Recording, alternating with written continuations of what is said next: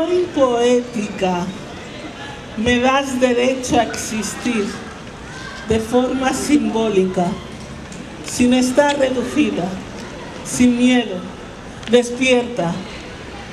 Función exhortativa.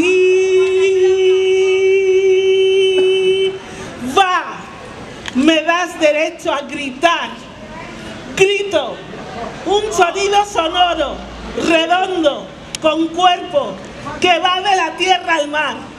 En el mar se convierte en un sonido chirriante, allí donde mueren tantos y tantos cuerpos, allí donde fueron a encontrar sus sueños, allí donde las leyes se perdieron en un diluvio, en las guerras, en las injusticias heredadas del colonialismo.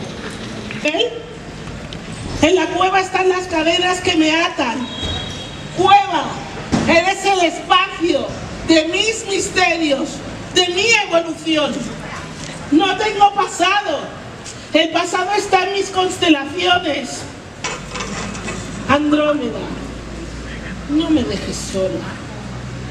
Sin pasado busco la forma, la nada y el cosmos. La evolución dentro y fuera de la cueva será mi esencia.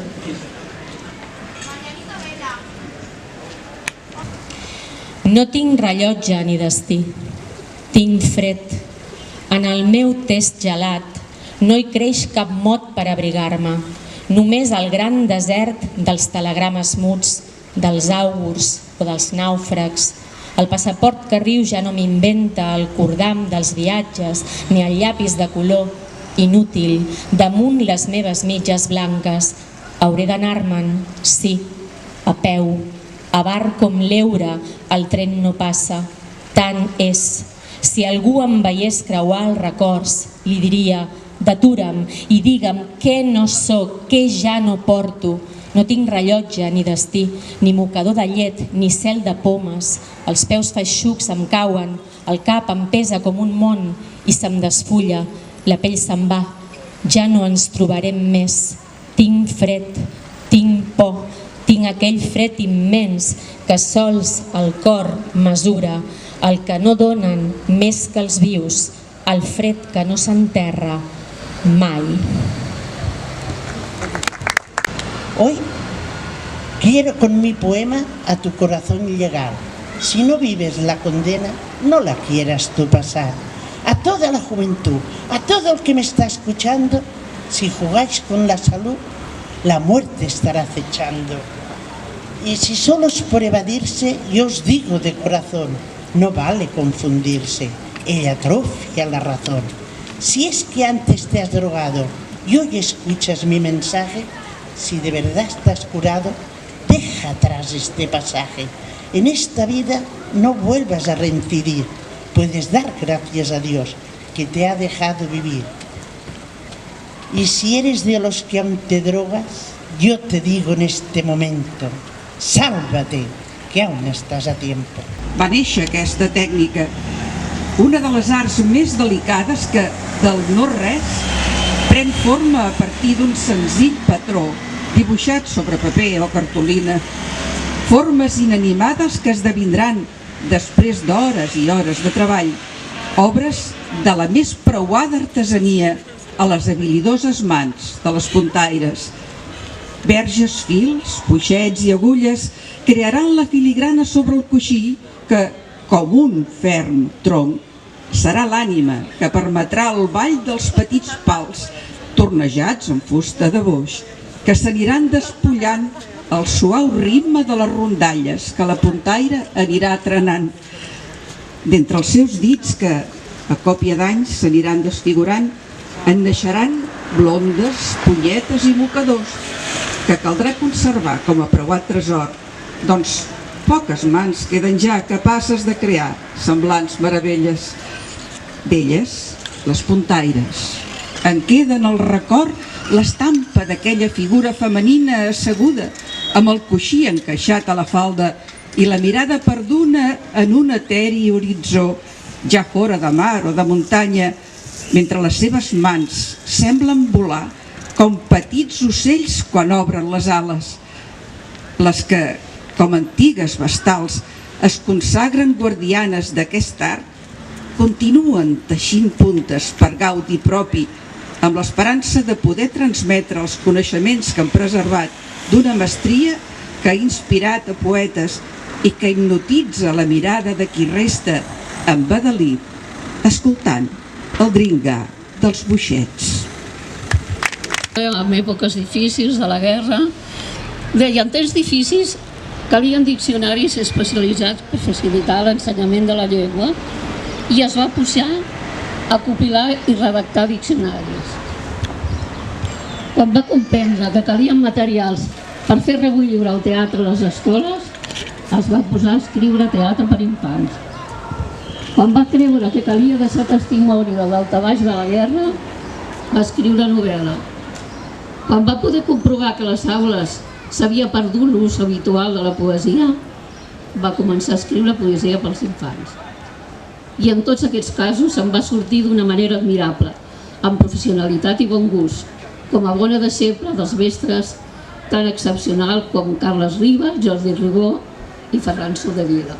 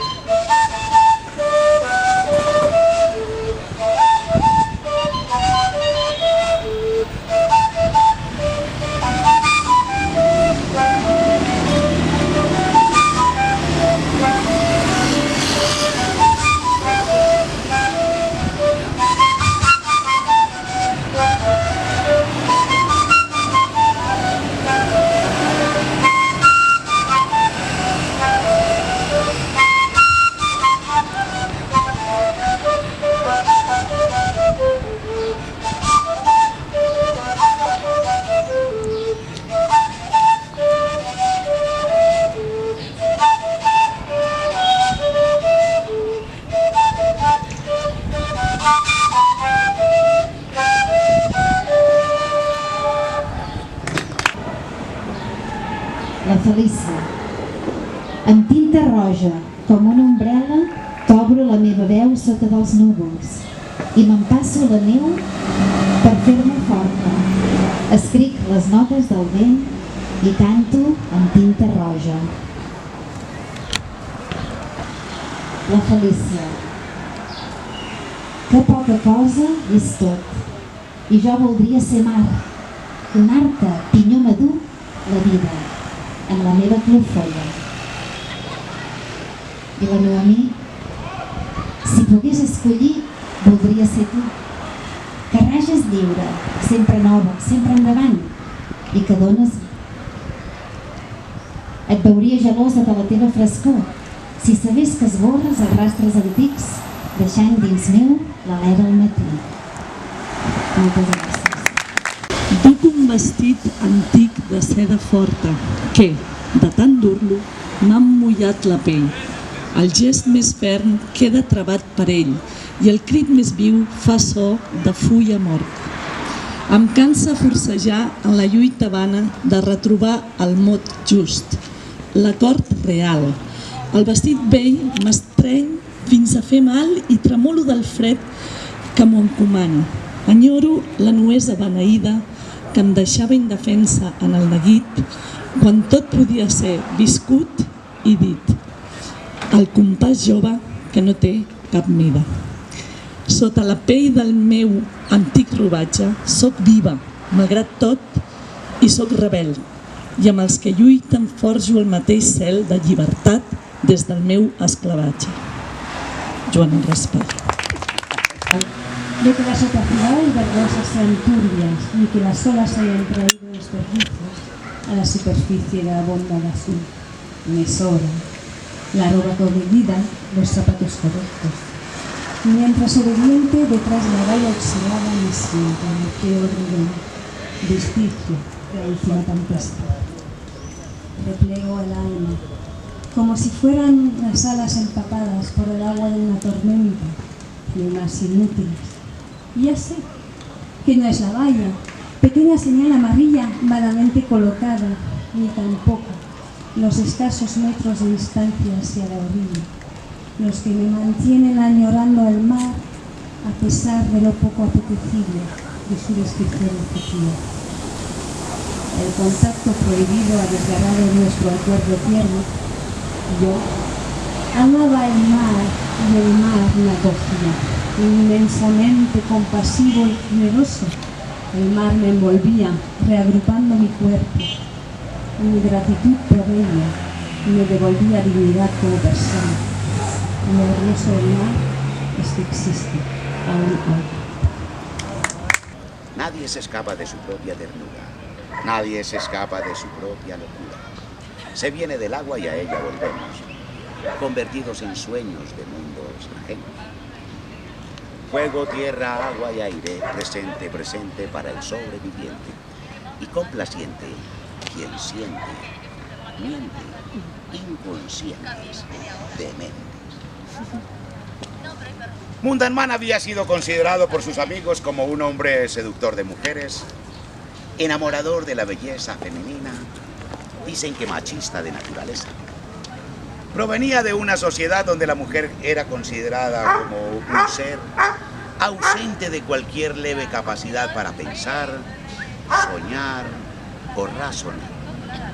Por tanto, susceptible de ser objeto de compra, venta, permuta, intercambio, préstamo en uso. Mundan Man había considerado todo aquello como parte de la naturaleza del hombre y por tanto nunca se preocupó de revisar aquellos conceptos. Despertó una mañana de caluroso verano en su habitación, se dirigió al espejo y vio cómo su cuerpo la noche inmediatamente anterior se había transformado en ese ser despreciado, subestimado y aún amado por él. Vio cómo de sus pechos emergían unos senos de redondez escultórica que terminaban en unos pezones tan lindos que cualquier hombre desearía para satisfacer su ansia de apetito sexual o de alimentación según fuere el caso. Su cara había adquirido rasgos sutiles y delicados. Sus caderas se habían ensanchado de tal manera que hacía tambalear el ojo erotizador de cualquier ser humano. Dejó deslizar sus manos, las cuales habían adquirido una finura y una delicadeza muy especial, y las internó en sus partes pudendas, de donde sintió brotar de entre sus piernas una esplendorosa vagina en período menstrual, acompañado de un pubis tan lindo que competía en elegancia, artisticidad y creatividad, aún con el mismo monte de la diosa Venus. Mundan Man, al verse así, comenzó a rezar unos versos religiosos en voz alta, pero su voz poseía la dulzura y el encanto del cuerpo de donde emergía. A Mundan Man solo le quedaban los ojos y el pensamiento masculino.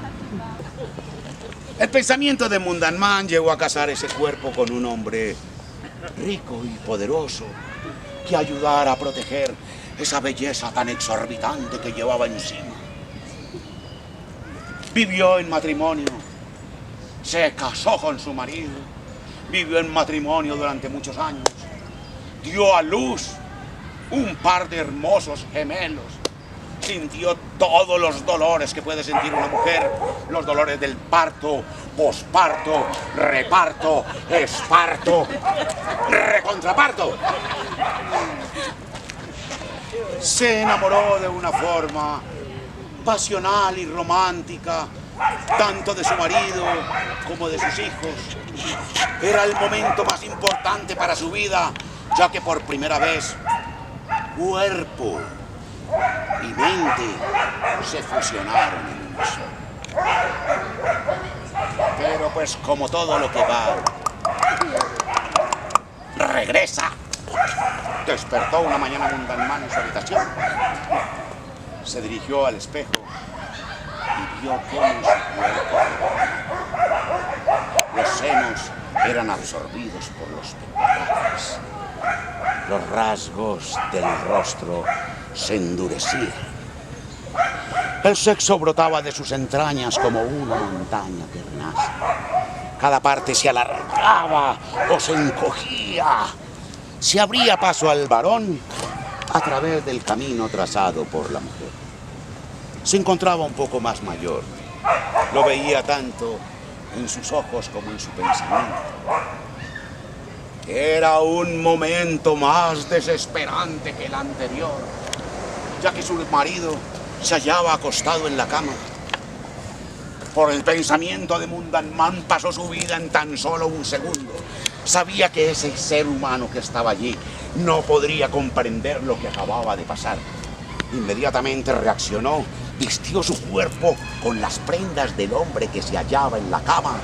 Cogió, eso sí, ya tenía dinerito, algo de dinero, unas cuantas joyas, tarjetas de crédito, su documentación, tanto masculina como femenina. A la masculina le había dicho a su marido que se trataba del recuerdo de un hermano muerto. Salió de la calle. Imagínense, los niños en el segundo piso revoloteaban. El perro la perseguía, o lo perseguía en ese instante. Salió a la calle, cogió unas cuantas pertenencias a la calle, tanto pertenencias masculinas como femeninas. Salió a la calle y se trasladó a otro lugar para no regresar nunca más. Las transformaciones se hacían cada vez más y más constantes. Ello traía grandes complicaciones a Mundanman, acompañadas de palizas de hombres o insultos proferidos por mujeres al sentirse engañadas, ya fuera por una lesbiana, un homosexual o una transexual. Un día Mundanman estaba en una casa de alterno, una casa de putas, hablando con una hermosa mujer. Cogió tal borrachera que con lágrimas en los ojos contó a la mujer lo que le venía sucediendo en su interior. Esta le respondió que a ella le venía sucediendo lo mismo desde cuando era un chico joven y guapo. A partir de ese momento, una mirada en el aire y se dieron un flechazo. Se fueron a vivir juntos. La relación de la pareja viajaba en cualquiera de los estados en que ésta se encontraba. Por lo tanto, se disfrutaba de la relación lésbica, homosexual, heterosexual y aún la transexual, cuando no se había podido transformar del todo, del ombligo para abajo o del ombligo hacia arriba. Vivían en constante armonía. Sí, claro. Y cachondeo. Pero debido a las fortuitas transformaciones y al escarnio público que esto podía acarrearles, acompañadas del peligro que les podría ocasionar por científicos, análisis, ADN, DNA, XL, ¿qué? Optaron por ir a vivir al mundo oscuro de los túneles de la gran urbe, donde todos los gatos son pardos, y sus múltiples transformaciones serían tan solo sentidas por los seres que allí deambulan, buscando los sueños perdidos, y así poder amarse en el silencio. Eros Mundam Mare. Muchas gracias. Ara després revolució, ara després tonaran, ara després tonarem Carmen Amaya per tonar-te la mar i la platja flamenca.